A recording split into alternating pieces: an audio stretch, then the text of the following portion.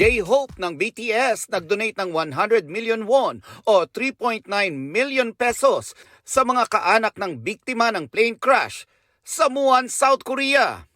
Nagpaabot din ng pakikiramay at tulong ang Squid Game 2 star idol na si Im Si-won. Jonas Brothers kumpirmado na ang 2025 World Tour. Ayon sa magkakapatid na Joe, Nick at Kevin, may inihahanda rin silang bagong kanta. Thank you. Jillian Ward, aminadong na-challenge sa role sa My Ilonggo Girl. Kinailangan daw niyang magpaturo sa kanyang ina na magsalita ng hiligay noon.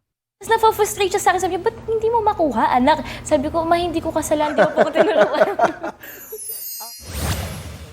Miguel Tan Felix, mas trip daw na mag-backpacking kapag nagta-travel.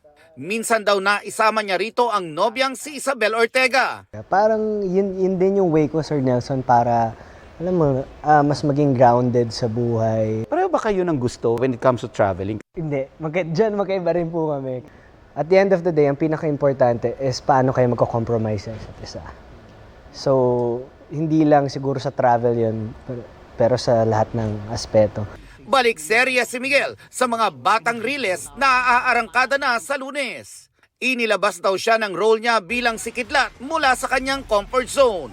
Yung story po namin, sumasalamin talaga sa mga tunay na buhay. Topless pics ni Stel ng SB19 sa Lingayen Beach, umani ng papuri sa 18s.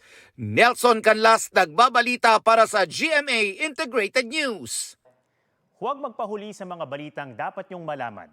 Mag-subscribe na sa GMA Integrated News sa YouTube.